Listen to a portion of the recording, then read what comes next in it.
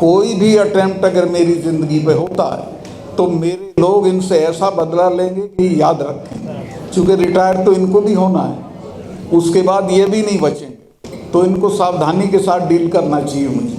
अभी पता नहीं कहाँ कहाँ क्या क्या होगा। मेरे बहुत सारे अंदेशे हैं मेरी, और ऐसे ही नहीं है, मेरी जानकारी है कि ये कुछ ना कुछ चुनाव से पहले करेंगे। जो इनकी फितरत है, जो इनकी आदत है, जो ये गुजरात में करते रहे, देश में करते रहे, ये राम मंदिर पे गोला फेंकवा सकते हैं, ये किसी बीजेपी के बड़े नेता का कत्ल करा सकते हैं, ये अपना भारत पाकिस्तान की मेरी डेफिनेट जानकारी है कि हमारे NSA दुबई क्यों जा रहे हैं बहुत जल्दी जल्दी, वहाँ पाकिस्तान के जनरल से बात करते हैं और मिली जुली कुश्ती करेंगे कि हम 4-5 दिन के लिए घुसेंगे, फिर हम आ जाएंगे, आप रिटेलिएट मत करिएगा।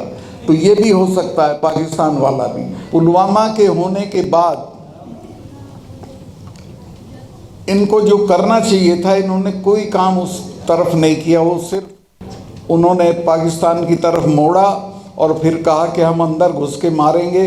और पूरे चुनाव उनकी आप देखेंगे, प्रधानमंत्री की वो हैं स्लिप, वो हैं क्लिप्स, जिनमें वो कहते हैं कि वोट डालने जाओ तो पुलवामा के शहीदों को याद रखना। मैं भी देश के लोगों से कहना चाहता हूँ कि इस बार वोट डालने जाओ तो पुलवामा के शहीदों को याद रखना कि उनकी लाशों पे खड़े होकर जो सरकार बनी, उसने आज तक उस मामले की कोई जांच नहीं कराई। कोई चीज़ें बोलता था तो कोई रिएक्ट नहीं करता था सरकार का आदमी, लेकिन पुलवामा बोलने के बाद सम्मानित गृह मंत्री अमित शाह साहब ने कहा कि जब ये गवर्नर थे तब क्यों नहीं बोले थे। तो मैं उनकी याददाश्त खुरचना चाहता हूँ कि मैं पुलवामा होने के 2 घंटे के अंदर अंदर मैंने 2 चैनल्स को इंटरव्यू दे दिया था और ये कह दिया था कि इसमें हमारी भी गलती रही है।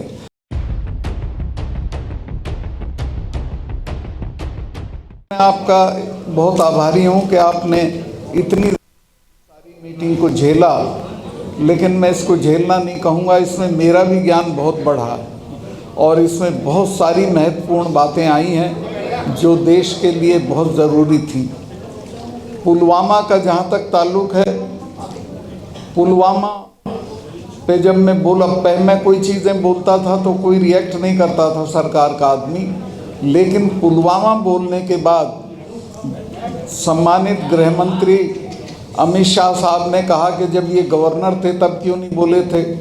तो मैं उनकी याददाश्त खुरचना चाहता हूँ कि मैं पुलवामा होने के 2 घंटे के अंदर अंदर मैंने 2 चैनल्स को इंटरव्यू दे दिया था और ये कह दिया था कि इसमें हमारी भी गलती रही है, हमारी नाकामयाबी रही है जिसकी वजह से ये हुआ।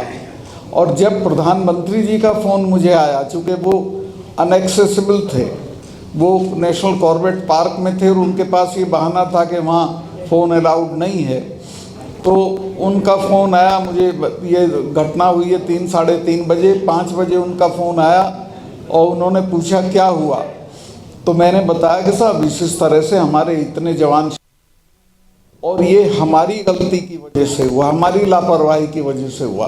तो उन्होंने मुझे तत्काल कहा कि सतपाल इस पे बिल्कुल चुप रहिए, कुछ मत बोलिए। फिर 2 घंटे बाद नेशनल सिक्योरिटी एडवाइज़र जो हैं अजीत डोभाल साहब, वो मेरे क्लास फेलो भी रहे, लॉ में हम साथ पढ़ते थे, उनका फ़ोन आया कि ना कुछ बताया गया है, ना कोई पब्लिक डोमेन में कोई चीज़ आई है, और उसको दफन करके पाकिस्तान की तरफ मोड़ दिया, चूँकि चुनाव में वही चीज़ सूट करती थी, तो उसका पूरा चुनाव के लिए इस्तेमाल किया गया। माननीय प्रधानमंत्री जी ने उसी दिन 5:30 बजे एक मीटिंग एड्रेस की रुद्रपुर में इलेक्शन की टेलीफोन से, उसमें भी पुलवामा का उन्होंने कोई जिक्र नहीं किया। जहाँ तक पुलवामा के नताइज का ताल्लुक़ है, वो बहुत भयानक है। पुलवामा के होने के बाद इनको जो करना चाहिए था, इन्होंने कोई काम उस तरफ नहीं किया। वो सिर्फ उन्होंने पाकिस्तान की तरफ मोड़ा और फिर कहा कि हम अंदर घुस के मारेंगे। और चुनाव, पूरे चुनाव उनकी आप देखेंगे, प्रधानमंत्री की वो हैं स्लिप, वो हैं क्लिप्स, जिनमें वो कहते हैं कि वोट डालने जाओ तो पुलवामा के शहीदों को याद रखना। मैं भी देश के लोगों से कहना चाहता हूँ कि इस बार वोट डालने जाओ तो पुलवामा के शहीदों को याद रखना कि उनकी लाशों पे खड़े होकर जो सरकार बनी उसने आज तक उस मामले की कोई जांच नहीं कराई है। और आज मुझे अच्छा लगा कि आप लोगों ने प्रस्ताव पास कर दिया है कि इसकी जांच होनी चाहिए, श्वेत पत्र आना चाहिए और इसकी जांच सुप्रीम कोर्ट के देखभाल में होनी चाहिए। पुलवामा में जो जो नहीं हुआ वो मैं आपको बताऊँ। हाँ, असल में यहाँ गलतफहमियाँ बहुत हैं कि साहब वो आया था, क्या बोलते हैं आप उसको, जो आता है इंटेलिजेंस अलर्ट, तीसरे दिन, क्या एक दिन में 3-3 इंटेलिजेंस अलर्ट आते हैं। मुझे तो हर रोज़ आता था कि आप यहाँ बैठ के चाय मत पिया करो, पाकिस्तान के शूटर आए हुए पहाड़ी पे, आपको कोई मार देगा। मुझे तीसरे दिन जनरल्स 2-2 मिलने आते थे कि साहब आप सड़क से क्यों जाते हो एयरपोर्ट, आपको बम्प ऑफ करने के लिए पाकिस्तान ने आईडी एक्सपर्ट भेजे हुए हैं। खैर वो हमारे यहाँ एक सुविधा थी कि हेलीकॉप्टर जाता था, इसका अपना हमारा खुद का, यहाँ से जो राजभवन था वहाँ से एयरपोर्ट तक मैं उससे चला जाता था, लेकिन सख्त हिदायत ये रहती थी तो खैर मैं उसको मानता था।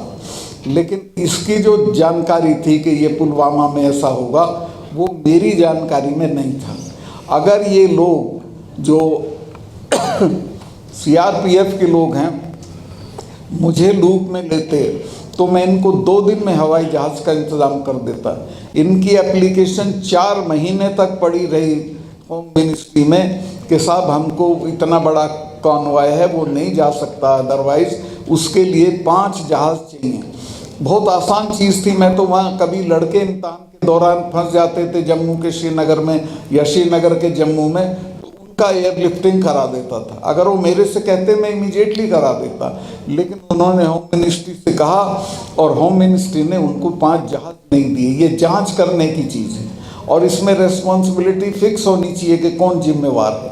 अगर ये कॉन्वॉय नहीं होता और उससे जहाज से लोग आए होते तो कोई जान का नुकसान नहीं होता। इसमें ये भी एक गलती हुई। मैं गया था उस जगह जहाँ ये विस्फोट हुआ था, उस एरिए में 10 किलोमीटर की दूरी पे दोनों तरफ 8-10 लिंक रोड मिलती हैं मेन हाईवे में, एक भी मैन नहीं थी, कहीं भी कोई जिप्सी नहीं खड़ी थी ट्रैफिक को रोकने के लिए कि भाई हमारा कॉन्वॉय जा रहा, आप इसमें मत आइए। जबकि मैं, हमारी जो फोर्सेस आती थी तो मैं श्योर करता था कि उस दिन कोई सिविल ट्रैफिक हाईवे पे नहीं जाएगा और उसका नतीजा ये था कि सेफली चले जाते थे।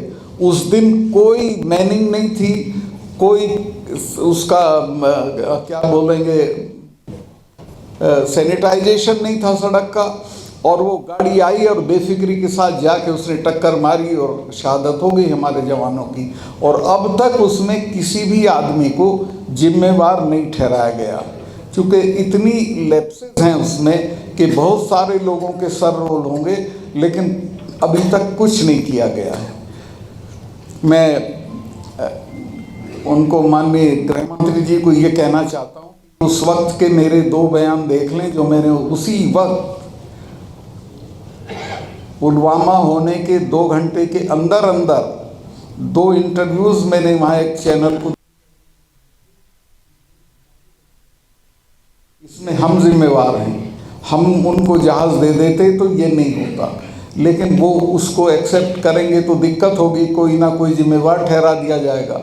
तो ये देश की सिक्योरिटी इस स्तर पे खिलवाड़ हुआ और अभी भी हो रहा है। अभी पता नहीं कहाँ कहाँ क्या क्या होगा। मेरे बहुत सारे अंदेशे हैं मेरी, और ऐसे ही नहीं है, मेरी जानकारी है कि ये कुछ ना कुछ चुनाव से पहले करेंगे। जो इनकी फितरत है, जो इनकी आदत है, जो ये गुजरात में करते रहे, देश में करते रहे, ये राम मंदिर पे गोला फेंकवा सकते हैं, ये किसी बीजेपी के बड़े नेता का कत्ल करा सकते हैं, ये अपना भारत पाकिस्तान की मेरी डेफिनेट जानकारी है कि हमारे एनएसए दुबई क्यों जा रहे हैं बहुत जल्दी जल्दी। वहाँ पाकिस्तान के जनरल से बात करते हैं और मिली जुली कुश्ती करेंगे कि हम 4-5 दिन के लिए घुसेंगे, फिर हम आ जाएंगे, आप रिटेलिएट मत करिएगा। तो ये भी हो सकता है पाकिस्तान वाला भी। तो इस तरह की चीज़ें होंगी, तो इसके लिए हमको अपनी जो जनता है उसको सावधान करना पड़ेगा। ये सांप्रदायिक तनाव वाला तो मुझे अंदाज़ा था पहले से। आप लोगों को मैं एक बात बता दूं, चूँकि मैं जाट एरिया से आता हूँ, वहाँ एक कहावत थी कि जाट का तो हिंदू क्या और मेव का मुसलमान क्या। चूँकि जाट ट्रेडिशनल सेंस में हिंदू नहीं होता, पूजा पाठ वाला नहीं होता, वो आर्य समाजी होता है। और इसी तरह मेव ट्रेडिशनल सेंस में मुसलमान नहीं होता, वो सिंपल एकदम सीधे सीधे रहता है, सपाट। उनमें दंगा हुआ है कल, जिनके बारे में नहीं है वहाँ दंगा हुआ है, और ये दंगा बढ़ाया गया है जानबूझ के। और ये एक ही जगह नहीं हुआ, कल में रात में 8-10 शहरों में वहाँ के हरियाणा के ये हुआ है। हरियाणा में 47 के बाद कोई दंगे नहीं हुए थे, अब ये हुआ 7-8 शहरों में, बड़े शहरों में ये दंगे हुए हैं, और ये होंगे देश में बड़े पैमाने पे होंगे। तो मैं आपके माध्यम से देश की जनता को, लोगों को सावधान करना चाहता हूँ कि सब अप्रत्याशित चीज़ों के लिए तैयार रहिए, और ये समझ जाइए कि ये आपको बेवकूफ़ बनाने के लिए चीज़ें की जा रही हैं, वोट के लिए की जा रही हैं। और आपसे भी मैं सहयोग की अपेक्षा करूँगा कि आप इस बात को फैलाएं और बताएं कि वोट के लिए यहाँ कुछ भी किया जा सकता है। राम मंदिर वाली भी मेरी डेफिनेट जानकारी है कि चूँकि राम मंदिर अब मुद्दा नहीं रहा, मुद्दा वो तब बनेगा जब उस पर बम पड़ेगा या कोई चीज़ होगी, वो हो सकता है। कृष्ण जन्मभूमि पे हो सकता है, चूँकि अलकायदा की थ्रेट भी है कृष्ण जन्मभूमि के लिए और अयोध्या के लिए। तो जी हाँ, तो कुछ भी हो सकता है और ये कुछ भी करा सकते हैं। मैं बहुत लंबा हो गया, बस मैं आपसे यही निवेदन करना चाहता हूँ कि जो आज का, मैं बहुत आभारी हूँ सारी पार्टियों के लोग आए और उन्होंने हमारे जो कंसर्न है वो साझा किए। उनसे मैं कहूँगा कि वो चूँकि जनता के बीच में हैं, वो जहाँ जहाँ जा रहे हैं इन सवालों को, इन मुद्दों को उठाते रहें और जोरदार तरीके से उठाते रहें, तो देश बड़ी ट्रेजेडी से बच जाएगा। आपका बहुत बहुत धन्यवाद। और आप सभी का, मैं जो आए हैं पार्टियों के लोग, सबका आभारी हूँ। केतकर जी हों, आप हों या अपने जावेद भाई हों, सब लोग आए, आपने बड़ा सम्मान हमारी इस मीटिंग को दिया और इसको सफल बनाया। बहुत बहुत धन्यवाद। 370 हटाने में मुख्य भूमिका अदा की हो, उसको मकान भी दिया जाता है दिल्ली में। वो अब मैं किराए के मकान में रह रहा हूँ और एक सिपाही है, सिर्फ एक, 24 घंटे में 2 सिपाही आते हैं। लेकिन मैं चूँकि उन एरिया से आता हूँ जहाँ खौफ नाम की चीज़ नहीं होती है, मैं इनकी ना धमकियों से डरता हूँ, ना मुझे अपनी ज़िंदगी की कोई परवाह है। और एक चीज़ और मैं आपके ज़रिए कह दूँ, कोई भी अटेम्प्ट अगर मेरी ज़िंदगी पे होता है तो मेरे लोग इनसे ऐसा बदला लेंगे कि याद रखें। चूँकि रिटायर तो इनको भी होना है, उसके बाद ये भी नहीं बचेंगे, तो इनको सावधानी के साथ डील करना चाहिए मुझे। Thank you.